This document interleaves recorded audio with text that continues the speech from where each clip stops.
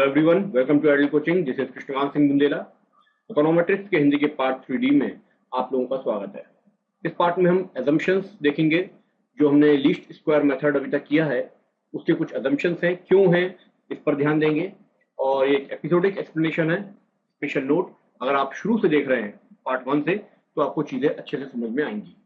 Economics हो, business हो, social science हो या स्टैटिस्टिकल टूल्स हो, इन सब में से डेटा भी होता है और इनकी थ्योरीज भी होती हैं।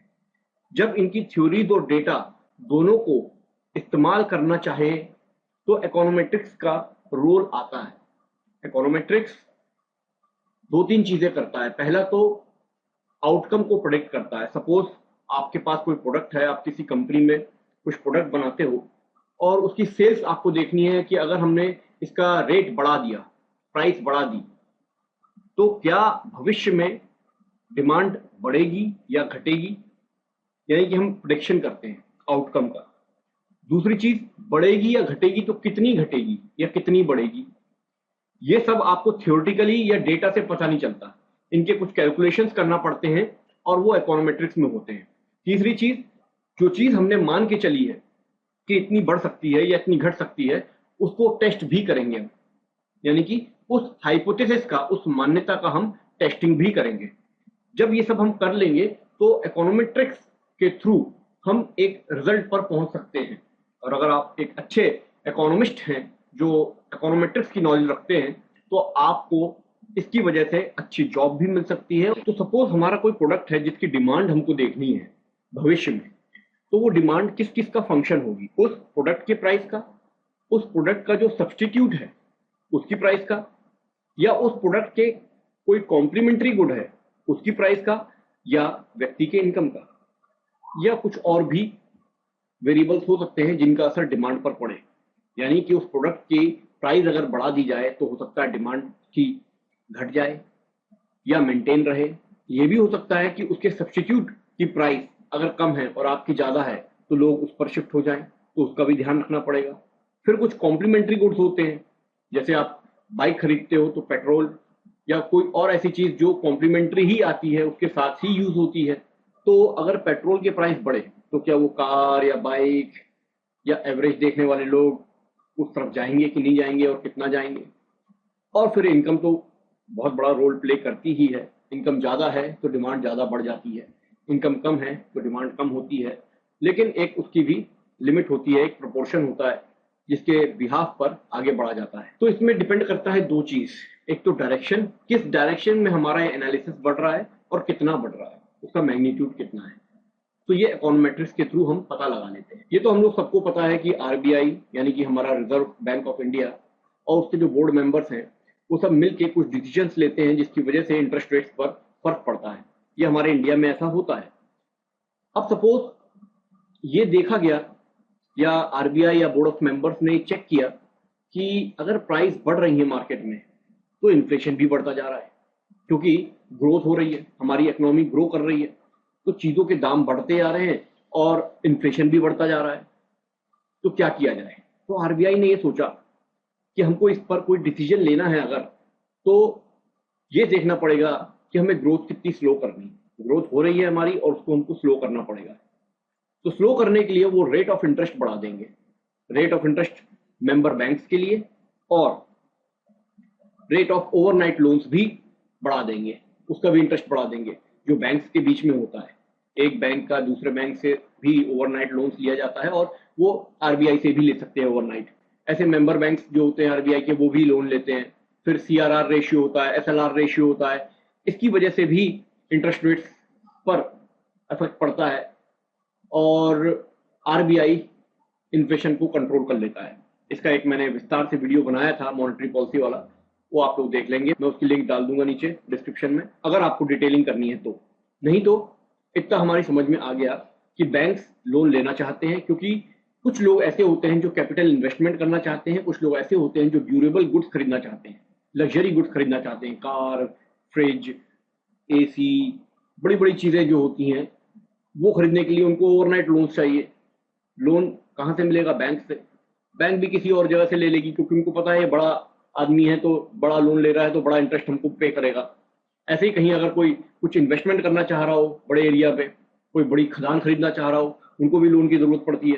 तो ये दो ऐसे फील्ड हैं जहां पर इन्वेस्टमेंट के लिए लोन की आवश्यकता पड़ती है, तो बैंक्स को इन्हें वो अवेलेबल करवाना पड़ता है। तो जब ये रेट ऑफ इंटरेस्ट बढ़ जाता है तो डिमांड घटने लगती है, क्योंकि रेट ज्यादा हो गया है तो अब लोन महंगा हो जाएगा।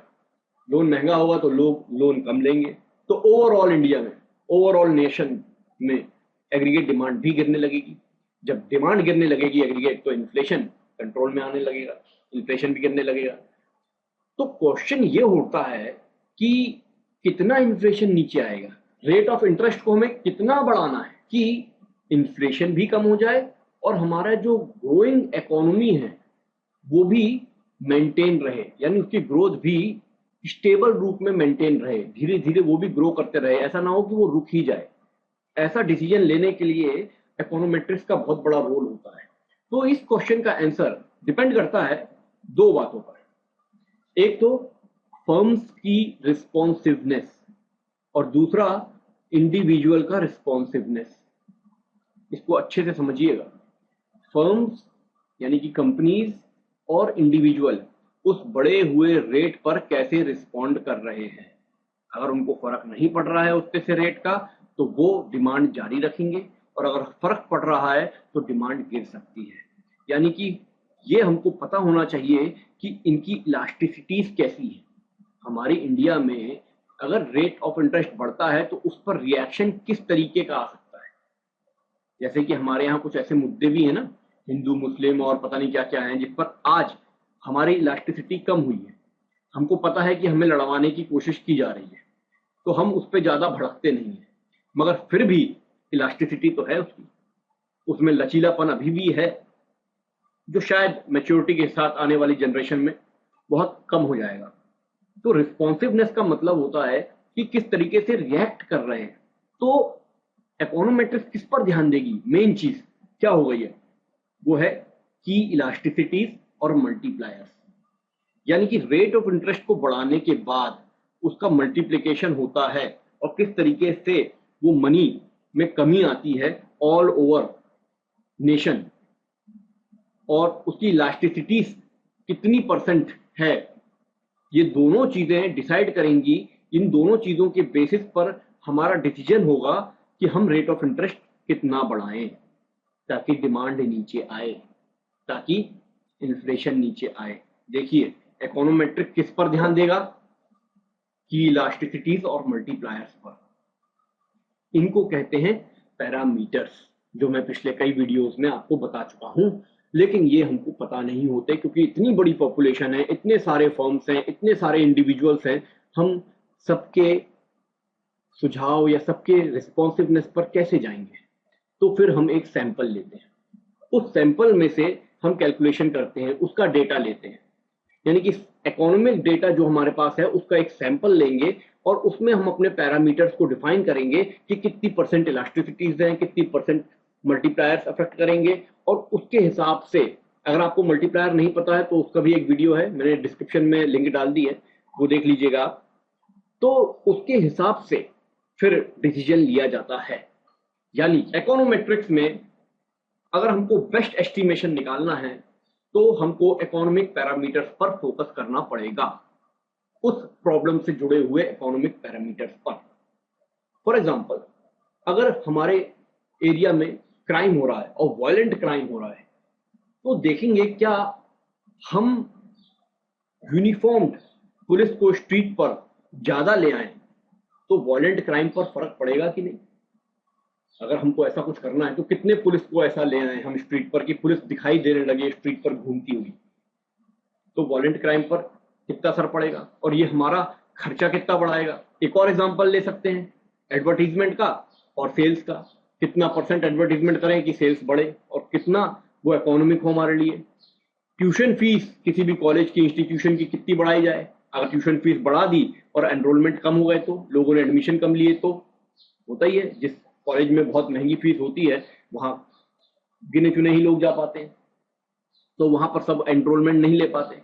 डिमांड ऑफ टाइड डिटर्जेंट, एक कोई डिटर्जेंट लिया हमने, उसकी हमको डिमांड पता करनी है आज से 10 साल बाद, तो बहुत सारे फैक्टर्स हमको देखना पड़ेंगे उसके लिए कि इसके सब्स्टिट्यूटर्स कौन है, कॉम्पिटिटर्स कौन है, इसका कॉम्प्लीमेंट्री कौन है, इनकम पर कोई फर्क पड़ेगा, एडवर्टीजमेंट कैसे होगी, बहुत सारी चीजें देखना पड़ेंगी।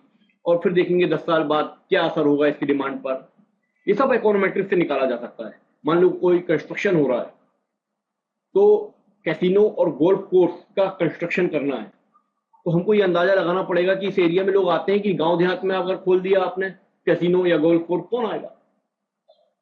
बड़े बड़े जो स्टेडियम बनते हैं क्रिकेट के, वो ऐसी सिटीज में बनते हैं जहाँ पॉपुलेशन हो, तो कैसीनो या गोल्फ कोर्स ऐसी जगह पे बनते हैं जहाँ अमीर लोग हो, जिनकी अय्याशी हो, जिनको यहाँ पर शौक हो पैसा उड़ाने का, तो वैसी जगह ही कंस्ट्रक्शन होगा। तो ये सारी चीजें देखता है कौन? इकोनोमेट्रिक। मान लीजिए ट्रेवल फेयर देखना हो, ट्रेवल फेयर बढ़ा दिया तो क्या हुआ? बस का किराया बढ़ गया, ट्रेन का किराया बढ़ गया, तो लोग क्या सोचते हैं, भैया हम कार या बाइक में ही जाएंगे। तो कितने परसेंट ऐसा सोचेंगे? ये सारा जवाब आपको मिलेगा इकोनोमेट्रिक्स से। तो कोई भी इकोनॉमिक की थ्योरी होती है, वो किसी भी इंडिविजुअल या फर्म का बिहेवियर नापने के लिए, पता लगाने के लिए नहीं होती। अगर थ्योरी बनी है तो वो ओवरऑल पूरे फर्म्स का या इंडिविजुअल्स का एक एवरेज बिहेवियर पता करने के लिए बनाई जाती है।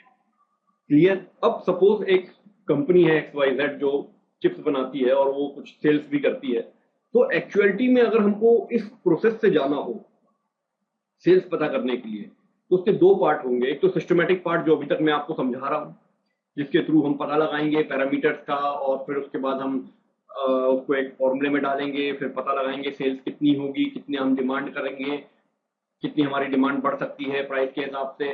तो ये सारी चीजें हमको पता लगेंगी। सिस्टमेटिक पार्ट होगा इसका। दूसरा इसका पार्ट होगा रैंडम या अनप्रेडिक्टेबल कंपोनेंट, जो हमको नहीं पता होगा। मान लीजिए उस साल आलू की खेती कम हुई, या आलू बहुत महंगे हो गए, तो चिप्स कैसे बनेंगे, या कुछ और हो गया जो अनप्रेडिक्टेबल है, जो हमने अंदाजा ही नहीं लगा पाया, उसको बोलते हैं ई, यानी कि एरर। ये होता है रैंडम एरर। यानी कि एक तो हो गया हमारे पैरामीटर्स और दूसरा हो गया रैंडम एरर। यानी कि हमने जो अंदाजा लगाया, सपोज हमने अंदाजा लगाया कि अगर हम अपने किसी प्रोडक्ट का, चिप्स का भी प्राइस 5 रुपए बढ़ा देते हैं, तो इसकी डिमांड 2% घटेगी, तो वो हमको उतना फर्क नहीं पड़ेगा।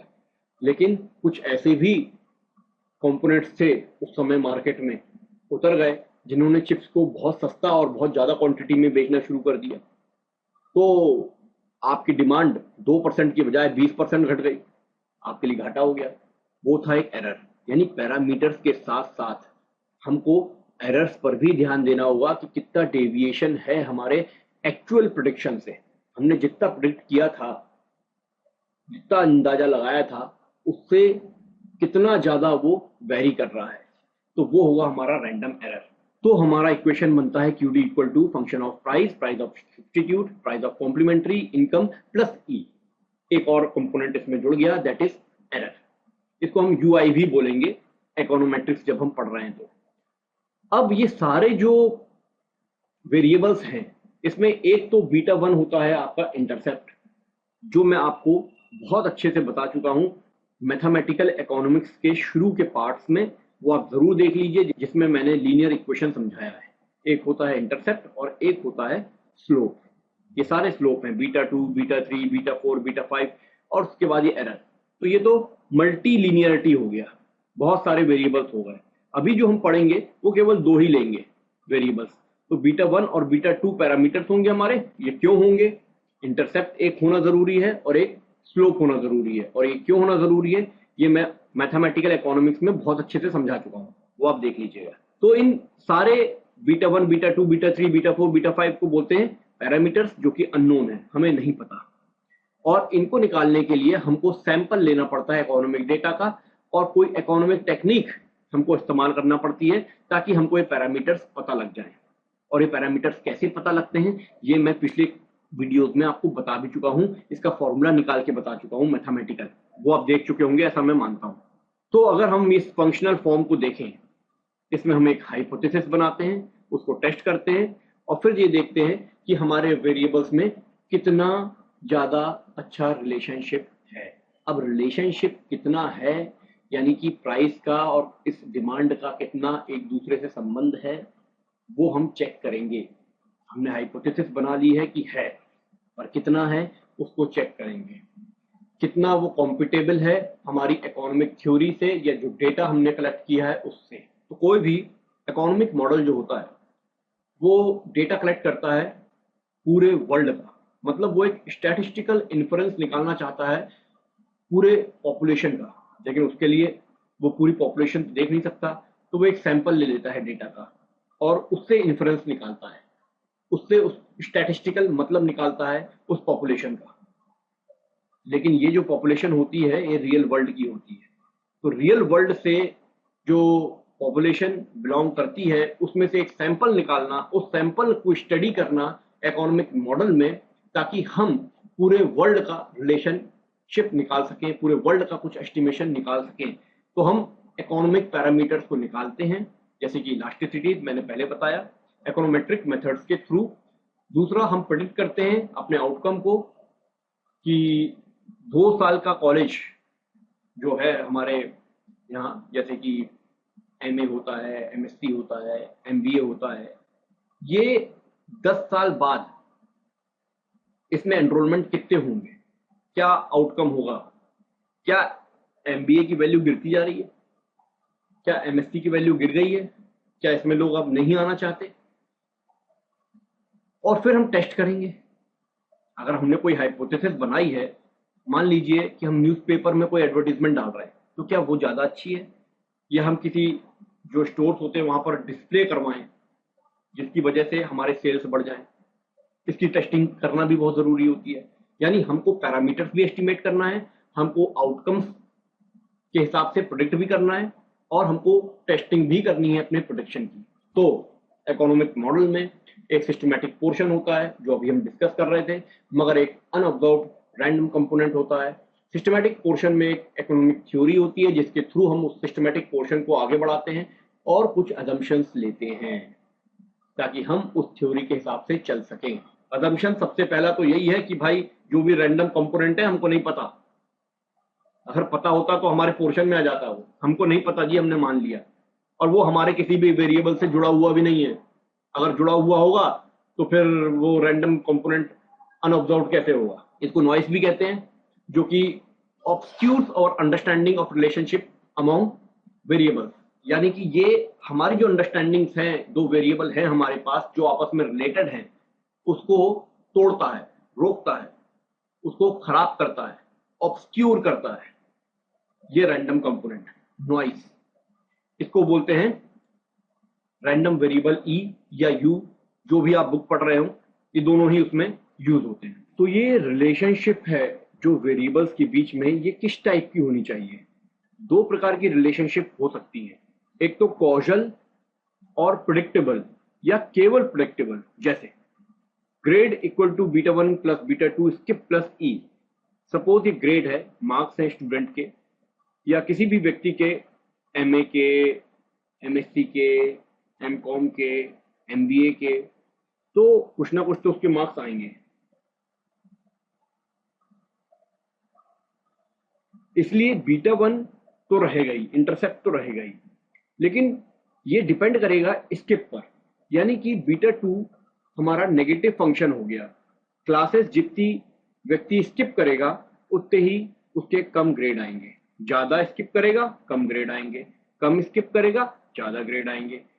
हो गई कॉजल रिलेशनशिप, यानी कॉज कौन हुआ, स्किपिंग, यानी जितने वो स्टूडेंट लेक्चर छोड़ देगा उतना ही उसका घाटा होगा और उसके ग्रेड कम आएंगे।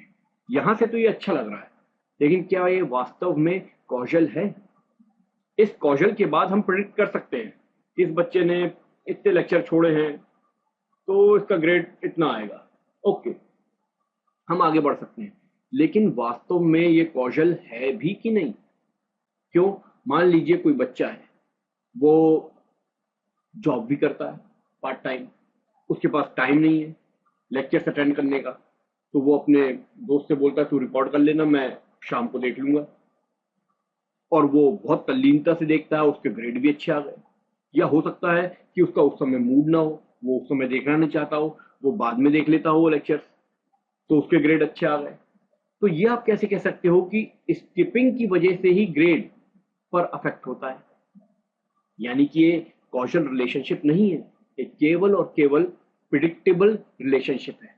और ऐसी प्रिडिक्टेबल रिलेशनशिप पर हम इकोनोमेट्रिक्स के थ्रू काम नहीं कर सकते, या हमें वो रिजल्ट नहीं मिल सकता। जैसे डिमांड और प्राइस में रिलेशनशिप होता है, उसमें प्रिडिक्ट करते हैं, मगर तब जब वो कौशल होता है, उनके बीच में कॉज का रिलेशनशिप होता है, एक की वजह से दूसरे पर अफेक्ट होता है। तो skipping lectures does not cause A low grade.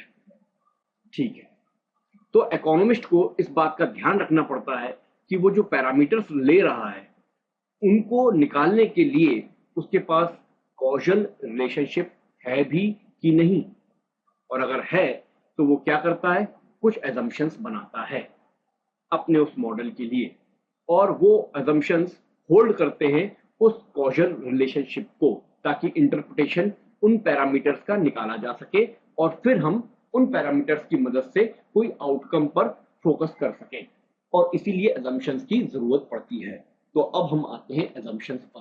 पहला एजम्पशन, लीनियर रेग्रेशन मॉडल, यानी कि हमारे पैरामीटर्स पर कोई भी स्क्वायर या क्यूब नहीं होगा।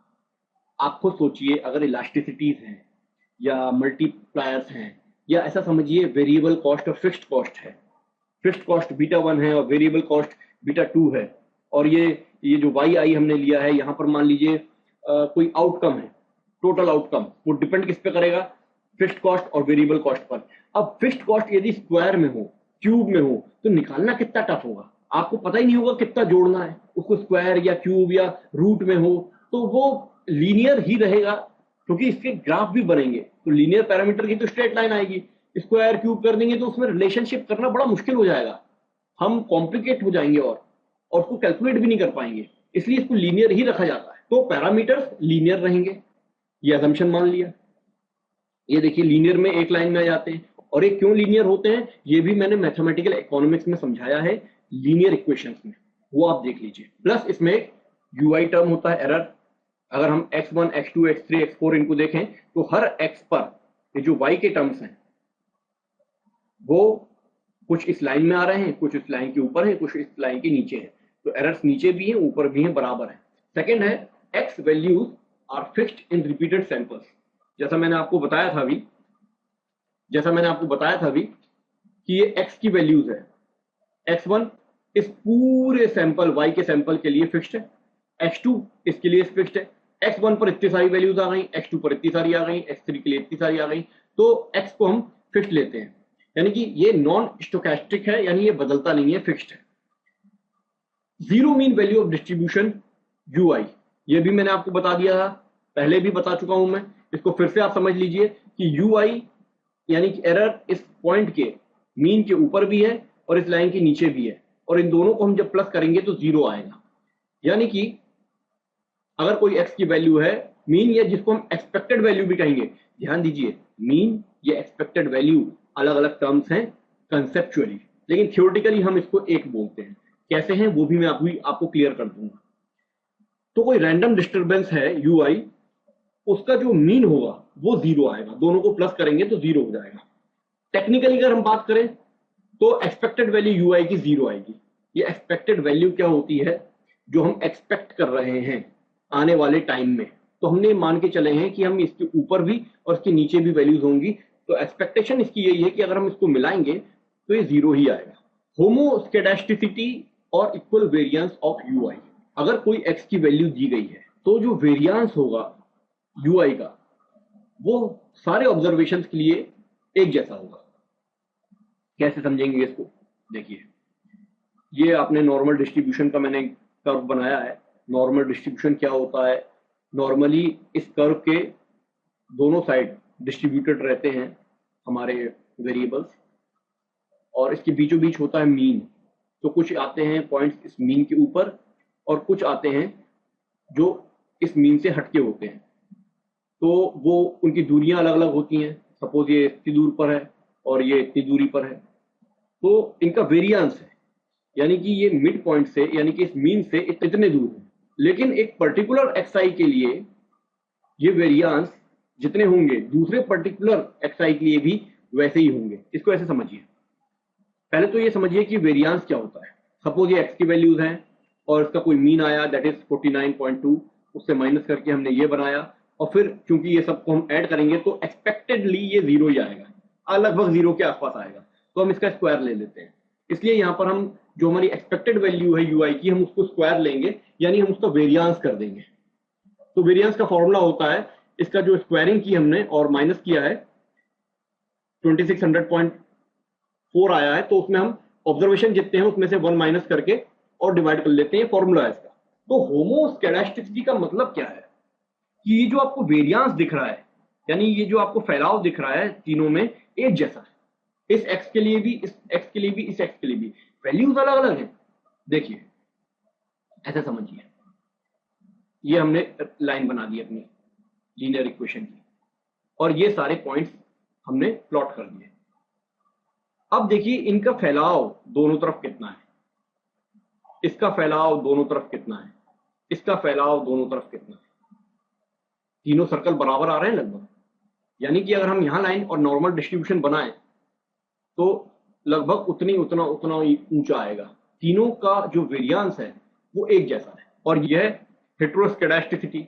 यहां पर देखिए कितना फैल गया ये कर्व, यानी इस मीन से कितना वेरी कर रहे हैं, यहां थोड़ा वेरी कर रहे हैं, यहां ज्यादा वेरी कर रहे हैं, यहां बहुत ज्यादा वेरी कर रहे हैं, तो इसको बोलेंगे हेटेरोस्केडास्टिसिटी।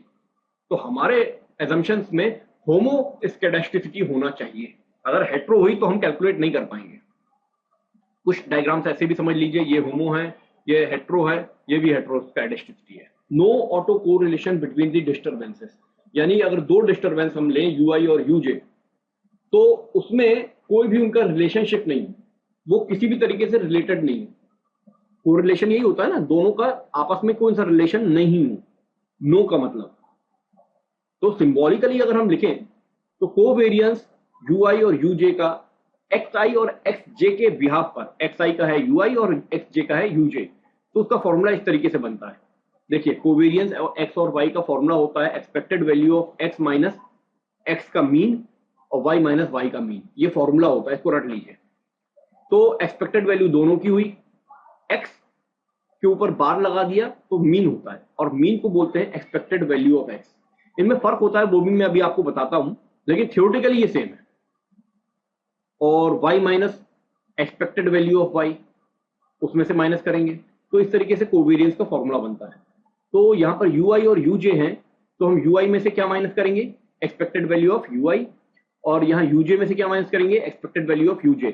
ये xi और xj जो मैंने लाइन के बाद लिखा है, ये केवल बताने के लिए है कि ui किसका है, xi का, और uj किसका है, xj का। इसमें ui और xi को हम कैलकुलेट नहीं कर रहे हैं, हम बता रहे हैं कि ये इसका है। तो यहां पर expected value of ui xi हो गया, यहाँ uj xi हो गया। क्यों, ये आप दामोदर की बुक जो करेंगे उसमें ऐसा लिखा हुआ है, लेकिन समझाया नहीं गया है। तो क्यों, इसलिए क्योंकि एक्सपेक्टेड वैल्यू ui की जीरो आती है, हमने पहले देख लिया, हमने पहले मान लिया है कि कुछ मीन से ऊपर होंगे, कुछ मीन के नीचे होंगे, तो एक्सपेक्टेशन यही है कि सब मिलाकर जीरो हो जाएंगे। तो इसको भी जीरो ले लिया, इसको भी जीरो ले लिया, तो ये इस तरीके से आ गया। अब एक्सपेक्टेड वैल्यू फिर से ui की और uj की, तो वो जीरो आ गई। तो ये मैथमेटिकली भी प्रूफ हो रहा है जीरो, मतलब इनके आपस में कोई रिलेशनशिप नहीं है, कोवेरियंस नहीं है, ये दोनों डिफरेंट है, आई और जे। देखिए पहले तो आप ये समझिए कि एक्सपेक्टेड वैल्यू और मीन में क्या अंतर होता है। सपोज दो व्यक्ति हैं और इसने बोला कि चलो एक टॉस करते हैं कॉइन का, अगर कॉइन के टॉस करने पर हेड आता है तो मैं तुमको 3 रुपए दूंगा, ये बड़ा खुश हुआ। लेकिन अगर टेल आता है तो फिर तुम मुझे 1 रुपए देना। इसने कैलकुलेशन लगाया कि 3 मिलेगा 1 जाएगा, ऑन एन एवरेज +1 का मुझे फायदा ही होगा। इसने क्या निकाला, मीन, इसने मीन निकाला। मगर ये चालाक था, क्योंकि इसके पास कॉइन था और इसको पता है इसका कॉइन बायस्ड है, इसको पता है कि इसकी फ्लिपिंग प्रोबेबिलिटी क्या है, मतलब जिसको पता है कि टेल आने की प्रोबेबिलिटी 0.8 है और हेड बहुत कम आता है, यानी कि 0.2 आता है। तो अगर हम इसका कैलकुलेशन करें तो 0.8 प्रोबेबिलिटी में -1 का इंटू करना पड़ेगा और 0.2 में +3 का इंटू करना पड़ेगा, तो ओवरऑल घाटा 0.2 का हो जाएगा इस व्यक्ति को। तो इसने सही सोचा, जो शर्त लगा रहा है। इसलिए वो बोल रहा है कि मैं 3 रुपए दूंगा और 1 रुपए लूंगा जब टेल आएगा, क्योंकि ये एक्सपेक्टेड वैल्यू देख रहा है। तो एक्सपेक्टेड वैल्यू का मतलब ये होता है जो सही में कैलकुलेशन के बाद एक्सपेक्ट की जा सकती है।